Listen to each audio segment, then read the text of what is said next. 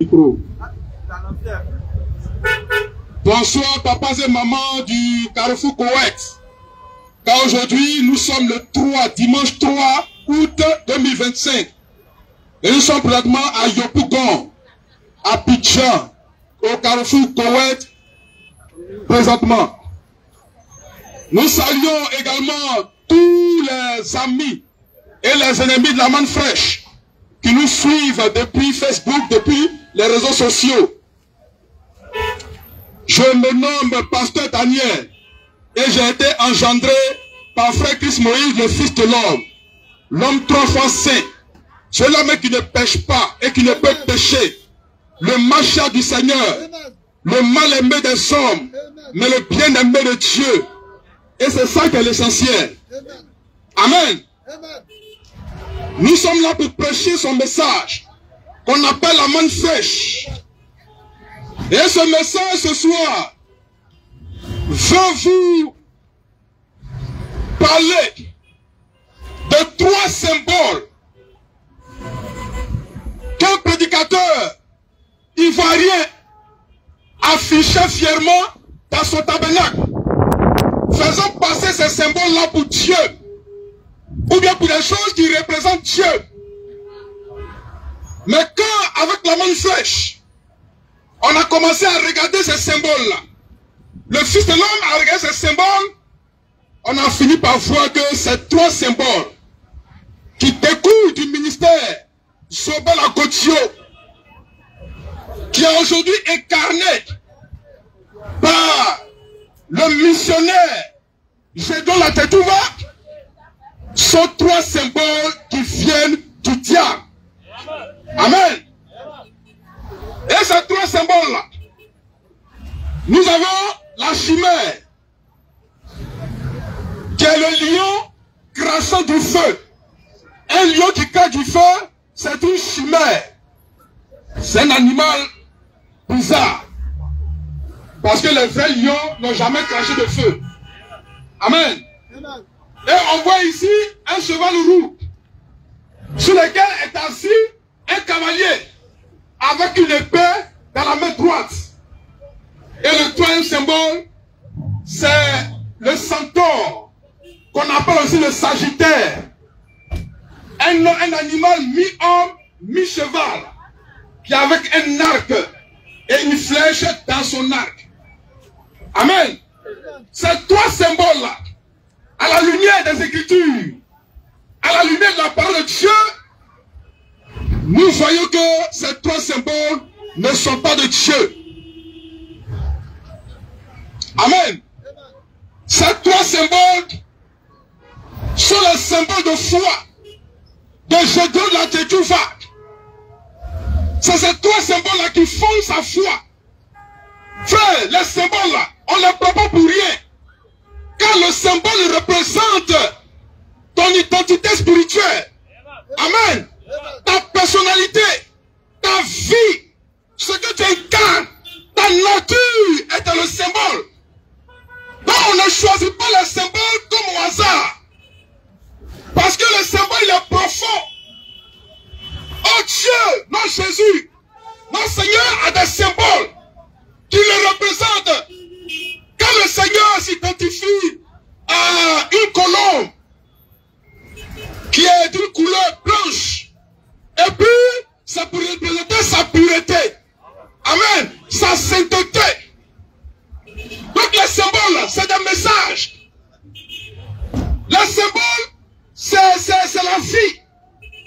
C'est ce que tu représentes en réalité. C'est ton caractère qui est là. Ton caractère, ta personnalité, ta nature, ta vie est dans le symbole que tu choisis. Amen. Amen. Et si tu es représenté par un symbole, c'est parce qu'il y a une profondeur en toi qui t'identifie à ce symbole-là. Or, de tous les symboles de Dieu que nous connaissons, il n'y a jamais eu de centaure qui incarne ou bien qui représente Dieu. On n'a jamais eu de cheval roux qui représente le Seigneur. On n'a jamais eu un lion crachant du feu qui représente le Seigneur. Alors d'où viennent ces symboles-là? Il y a 2 sources. Il n'y a que 2 sources sur terre. tiré d'un symbole. La source divine et la source diabolique. Si ce symbole-là ne représente pas Christ, ça représente qui alors? Ça représente le diable tout simplement. Alléluia. On va prendre le passage qui parle du cheval loup. Apocalypse 4. Dans Apocalypse 6, verset 4. Et puis on va garder aussi un autre passage, Apocalypse 19, verset 11. On va voir deux symboles.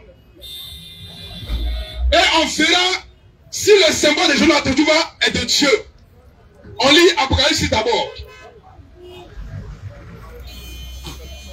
6, verset 4. Apocalypse 6, oui, verset 4. Oui. Et il sortit un autre cheval.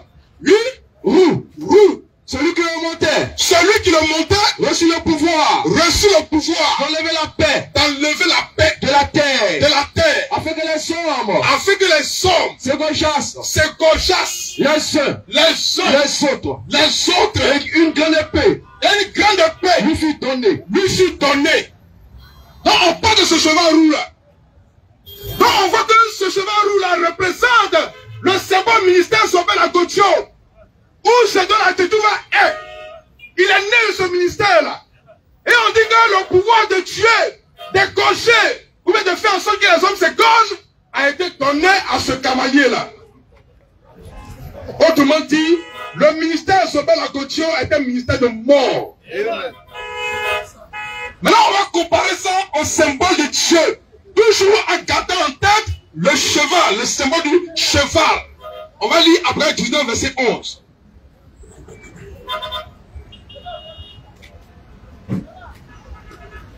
Apocalypse 19, oui, verset 11, oui. Puis j'ai vu le ciel ouvert. Puis j'ai vu le ciel ouvert. Et voici, parut un cheval blanc. Celui qui le montait. Celui qui montait sur ce cheval-là s'appelle fidèle. Et véritable. Alléluia. Il s'appelle fidèle et véritable. C'est qui? Qui s'appelle fidèle et véritable? Si on identifie cette personne, on saura qui est assis sur le cheval blanc. Donc on va lire Jean 5 verset 20. 1 Jean 5 verset 20. Lecture. 1 Jean 5, oui, verset 20. Oui. Nous savons aussi que le Fils de Dieu, oui, est venu, oui, et qui nous a donné l'intelligence, oui, pour connaître le véritable, oui, et nous sommes dans le véritable, en son Fils Jésus-Christ, c'est lui qui est le Dieu véritable, et la vie éternelle, Donc qui est le véritable? C'est le Seigneur Jésus-Christ. Mais c'est sur quel cheval était assis? Sur un cheval blanc.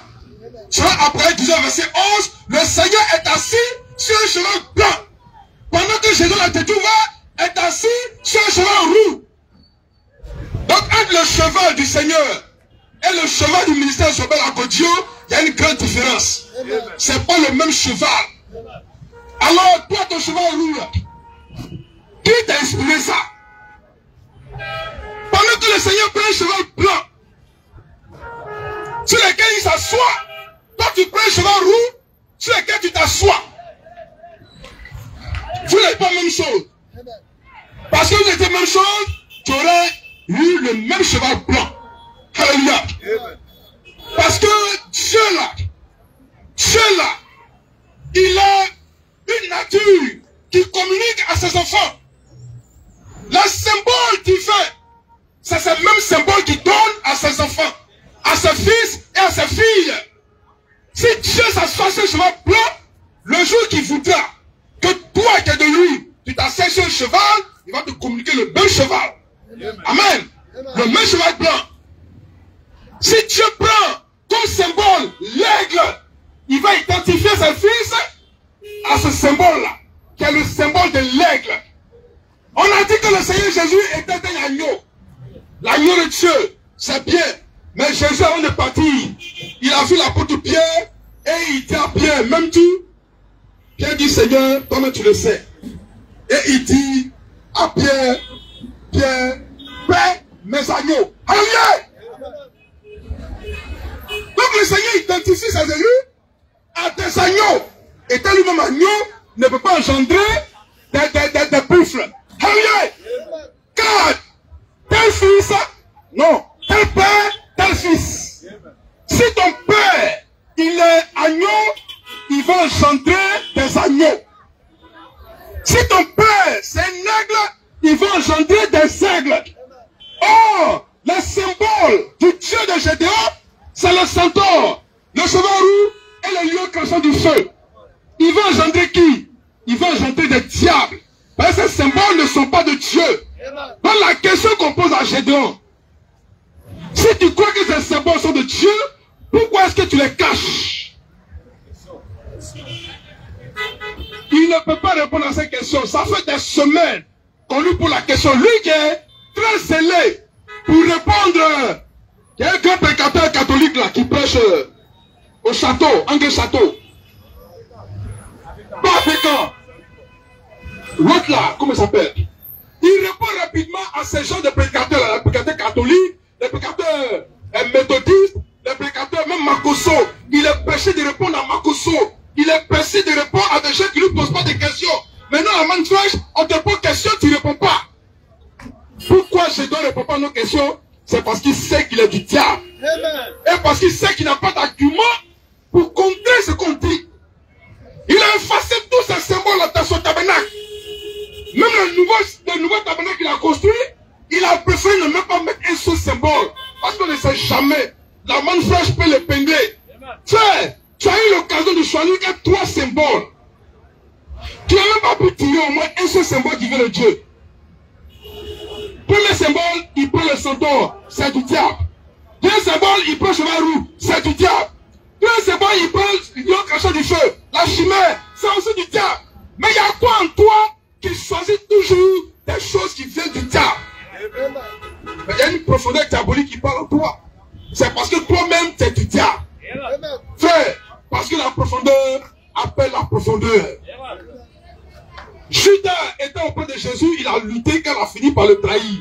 Pourquoi pas? Il y a une profondeur de traître en lui. Il ne pouvait pas échapper à cette profondeur qui est sa nature. Et quand les gens lui ont posé la question, de ah, mais la manne fraîche dit que ton cheval là, il est roux. Et que c'est du diable. Il dit oh, la manne fraîche, elle ne comprend pas. Peu importe la couleur, c'est pas important. Quelle que soit la couleur, le symbole, c'est le symbole, on peut prendre la force. Ça prouve que tu es Chanel. Maintenant, si tu penses que c'est de Dieu là, pour nous prouver que c'est de Dieu, nous c'est ce qu'on attend. Gédéon, prouve-nous que tes symboles sont de Dieu. D'ailleurs, même tous ces symboles sont passés où? Tu as tout effacé.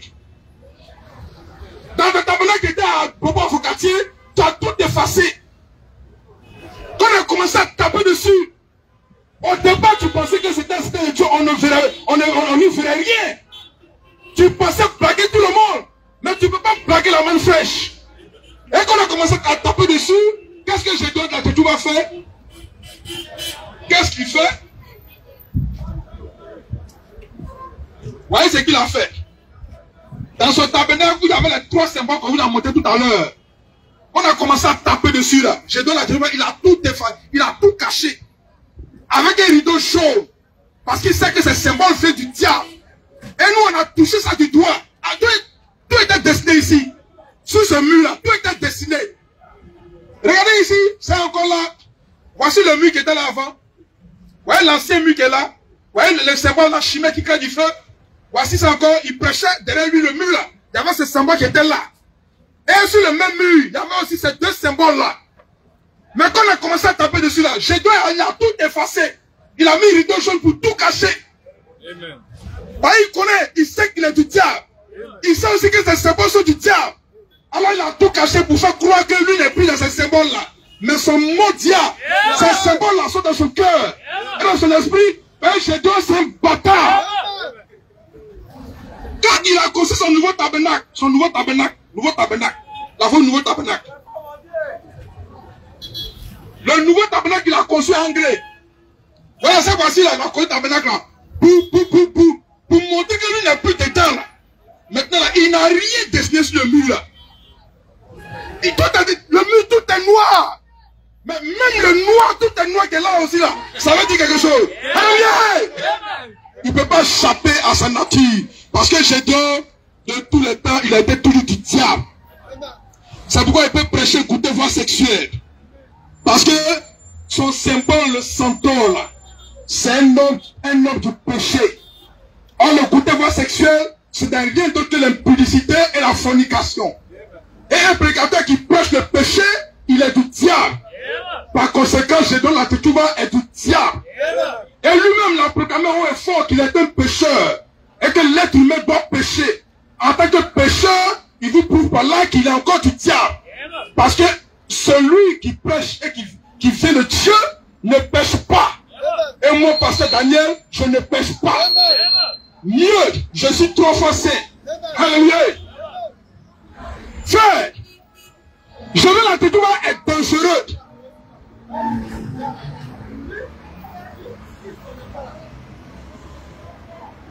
Gédéon la Tétouba est dangereux. Faites attention à lui, fuyez-le avant qu'il ne soit trop tard. Sinon, s'il vous prend dans vos filets là, vous allez tout droit en enfer avec lui. Plusieurs fois là, posent des questions, il n'a pas pu répondre. Jusqu'à aujourd'hui, il ne répond pas. Il faut qu'on ne parle pas de lui. Jusqu'à ses fidèles, on commence à se soulever. Pour lui dire, ah, mais la manifestation, les gars te compte, depuis tu ne réponds pas. Les 3 symboles n'ont pas de ça, tu ne parles pas. Tout ce qu'il a trouvé de mieux à faire, c'est de cacher tous ces symboles-là. Gédéon, découvre-nous tes symboles. Et puis prouve-nous que ces symboles-là viennent de Dieu. Tu ne peux pas. Parce que tu sais que ces symboles sont du diable. 3 symboles satanico-diaboliques. Depuis quand le Seigneur s'identifie à un centaure, un animal qui est mi-homme, mi-cheval, un animal qui n'existe même pas, c'est pas de la mythologie grecque. Or, toute mythologie, tout symbole mythologique est du diable. Amen. Parce que le mythe même là, Dieu même ne fait rien ça. Cheval roux encore, quand on parle des Écritures, c'est encore du diable. Quand on parle lion crachant du feu, on parle des Écritures encore, la pure que tu aimes tant, c'est encore du diable. Alors tes symboles là, il faut faire sortir ça, il ne faut pas faire comme si ça n'existe plus. Ça existe toujours. Mais là où ça est maintenant, c'est encore plus grave qu'avant. Parce que c'est un simple mur, mais c'est dans son cœur. Tous les 3 sont dans son cœur. Et c'est ça la séduction. Il est rusé. Mais si vous voyez, ça pose problème. Mais quand il agit dans ces sacs-là, on voit que les 3 symboles, ou bien les 3 personnalités, ou bien les 3 diables, continuent d'agir en lui. Parce qu'un prédicateur qui prêche le péché, il est en train de vous tuer. Amen. Ben, le péché, c'est la mort. Il est en train de vous tuer. On dit que cheval roux, il vient avec une épée pour faire en sorte que les hommes se copiassent. C'est-à-dire pour semer la mort. Amen. Amen. Que Dieu vous bénisse. Ce soir, on ne sera pas long parce que le temps est parti. Et puis, on veut rentrer tôt parce qu'on est fatigué. On vient des funérailles depuis Poitiers. Donc, on voulait quand même tenir ce plein-là pour garder, comment on appelle ça, le contact avec vous. Voilà. Pour que on soit tous ensemble, pour vous dire qu'on est là. Mais le dimanche prochain, on va bien décortiquer encore le thème si tu le veux, ou alors on passera à autre chose, comme Dieu le veut. Dans la manne fraîche, on ne prêche pas ce qu'on veut, on prêche ce que Dieu nous dit de prêcher. Amen. Et la manne fraîche vient pour corriger les erreurs que les gens ont eu à faire dans cette histoire de parole de Dieu là. Parce qu'il y a trop de prédicateurs menteurs, comme Gédéon la Tétouba, des prédicateurs destructeurs, des diables qui sont venus pour empoisonner l'atmosphère spirituelle. Mais nous, par la manne fraîche, que Dieu a donné à son roi, fait le Fils de l'homme, on va nettoyer le secteur. Pour que la vérité soit restaurée et que vraiment les gens voient clair pour savoir comment marcher avec le Seigneur. Que Dieu vous bénisse abondamment. Nous sommes à dimanche prochain.